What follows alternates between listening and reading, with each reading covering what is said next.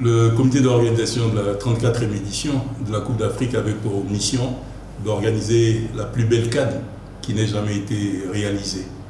Et je pense que pour ce que nous avons constaté, pour ce que nous avons vu et pour ce que nous entendons, je pense que nous avons atteint globalement nos objectifs.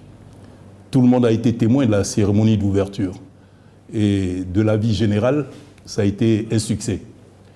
Tout le monde a vu la qualité des infrastructures sportives et non sportives. Tout le monde a vu la qualité du jeu, du spectacle, de l'intensité, de l'émotion et de l'engouement. Je crois que tout cela réuni nous permet de dire aujourd'hui que les objectifs ont été atteints. C'est vrai, la perfection n'est pas de ce monde. Il y a quelques détails qu'il nous faut régler pour la suite, mais globalement, nous sommes satisfaits.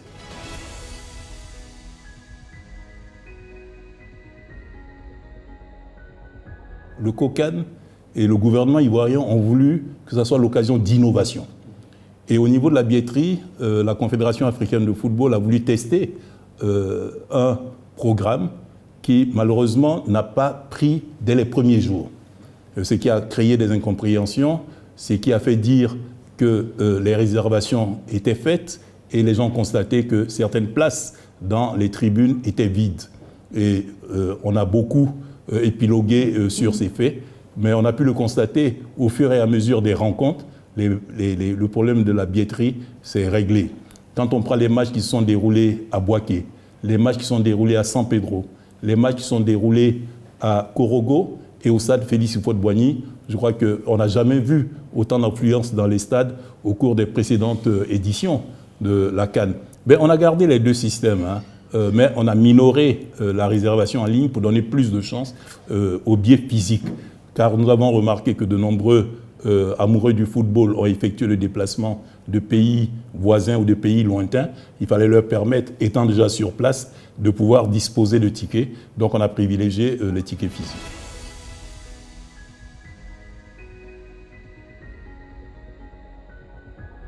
Déjà, il faut parler du début. Quand vous obtenez l'organisation de la Coupe, il y a des préalables. Il y a ce que nous appelons le Host Agreement. La Côte d'Ivoire a signé ces accords plus d'un an avant le début de la compétition, ce qui est rare. Mais vu l'évolution des travaux, vu la qualité de ce qui était des infrastructures, la CAF n'a pas hésité à signer ces accords.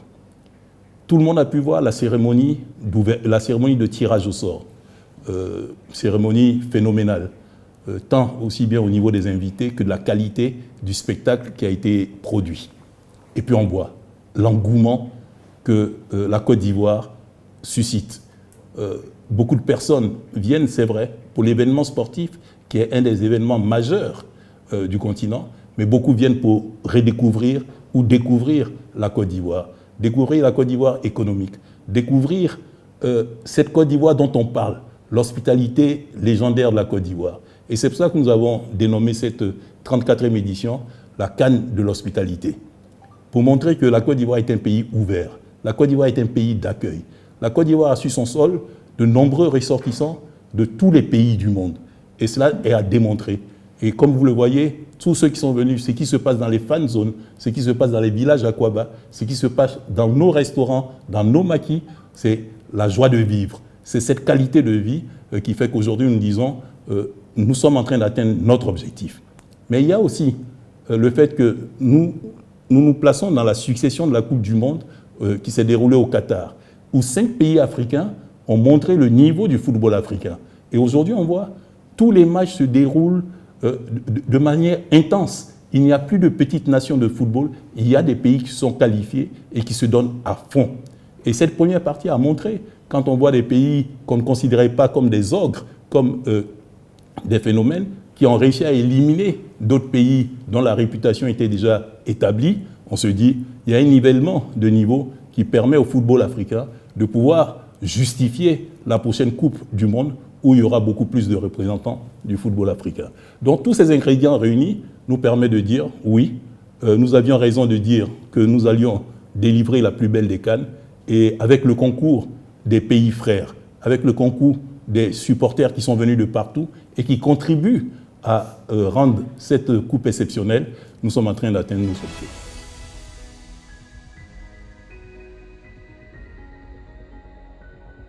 La Côte d'Ivoire a la chance, grâce à sa politique de développement, de disposer d'un réseau routier et autoroutier important. La ville d'Abidjan a été longtemps en chantier, et elle l'est encore, parce que nous avons cette politique d'ouvrir des voies pour permettre au système économique de pouvoir se développer. Et vous savez également qu'à la Confédération africaine de football, le principe est que l'événement sportif ne dérange pas l'activité économique. Donc il fallait allier ces deux principes, et c'est ce que nous avons fait. En dehors de la ville d'Abidjan, qui a ouvert des voies, qui a ouvert des artères, pour se rendre à l'intérieur du pays, c'est encore plus facile. Nous avons la côtière qui relie Abidjan à San Pedro dans le sud-ouest, avec une voie des plus belles. Nous avons l'autoroute qui mène jusqu'à Bouaké en passant par Yamoussoukro. Cela permet donc de relier par la côtière San Pedro à Abidjan, Abidjan-Bouaké, Abidjan-Yamoussoukro, et de Bouaké à Korogo, on a refait l'accès routier et qui permet d'atteindre Korogo en moins de 2h30. Donc, vous avez cette voie terrestre. Mais à côté de ça, il y a les voies aériennes. Air Côte d'Ivoire est devenu le partenaire officiel de la Confédération africaine de football et qui permet de relier les villes en moins d'1 heure. Abidjan, San Pedro, par voie aérienne se fait en 40 minutes. Abidjan, Korogo en 1 heure. Abidjan, Bouaké en 50 minutes. Cela permet donc d'aller le matin du match et de revenir immédiatement après le match. Cela permet donc d'avoir non seulement la route comme accès, mais également la voie aérienne comme accès. Cela permet donc de diversifier les voies de communication. Au niveau d'Abidjan, nous avons formé également des volontaires qui permettent d'orienter les supporters. Et avec les forces de sécurité, avec la police, la gendarmerie, nous avons créé des couloirs de circulation qui permettent à ceux qui disposent d'un badge d'atteindre le stade sans trop de problèmes. On avait craint des embouteillages monstres puisque toutes les capitales africaines connaissent ce genre de problème, mais pour l'occasion, un dispositif a été mis en place qui permet à ceux qui veulent aller au stade de le faire. Au niveau d'Abidjan et au niveau des autres villes, nous avons créé des parkings que nous appelons des parkings relais, où les personnes qui disposent de leur véhicule particulier laissent leur véhicule à cet endroit et sont relayées par les bus de la compagnie abidjanaise de transport, la Sotra, au stade, et au retour, il en est de même. Ce qui fait qu'on évite autour du stade d'avoir un encombrement qui serait difficile à maîtriser. Donc des efforts de réflexion ont été menés et la mise en œuvre se fait de manière assez satisfaisante.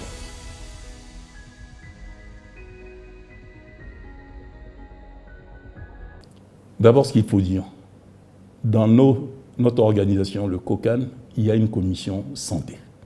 Et cette commission santé a pris toutes les dispositions. Au cas où il arriverait quelque chose aux athlètes, aux délégations officielles, à la presse, ou même aux supporters qui se rendent dans les stades, au cas où il arriverait quelque chose, qu'il y ait une prise en charge immédiate.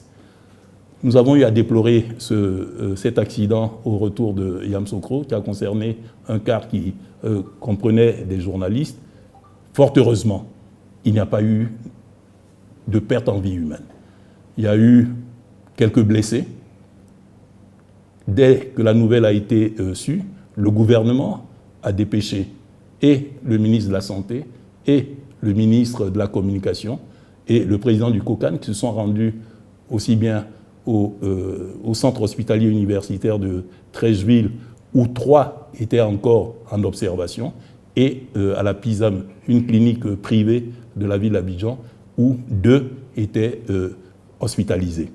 Ce que je peux dire aujourd'hui, les 3 qui étaient au CHU de Treichville sont sortis.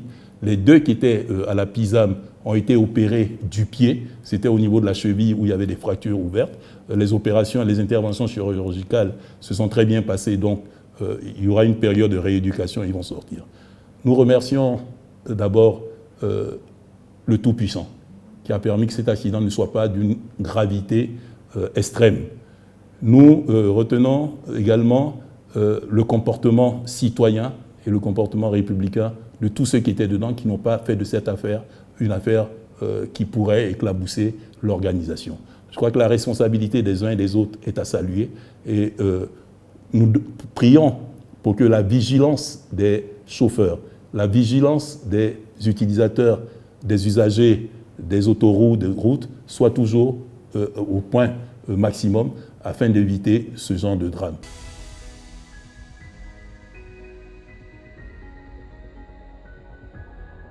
Je dois dire que occuper le poste de président de comité d'organisation d'une Coupe d'Afrique est d'abord un honneur, vu l'ampleur et vu la noblesse de la tâche.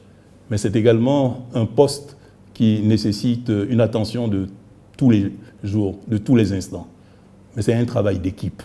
Nous avons su constituer autour de nous des compétences, des personnes expertes, des personnes qui ont une expérience des grands événements sportifs ou de la Coupe d'Afrique. Cela nous a permis de travailler.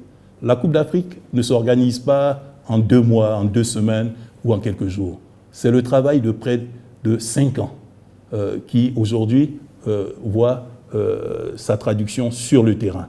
Donc c'est ce travail-là qui fait qu'aujourd'hui, on voit que la Coupe d'Afrique se déroule dans de bonnes conditions. Mais ça demandait des heures de réunion, ça demandait des heures de réflexion, ça demandait des voyages à l'extérieur, ça demandait des contacts avec des organismes et des structures qui en ont l'habitude. Et c'est tout cela qui permet aujourd'hui de constater ce résultat-là. Vous avez un président de comité d'organisation qui est tendu, mais qui est serein, parce qu'il se dit, tel que c'est parti, que la fête continue, que la fête soit belle, et que le vainqueur qui sortira de cette 34e édition soit le reflet de la vitalité du football africain.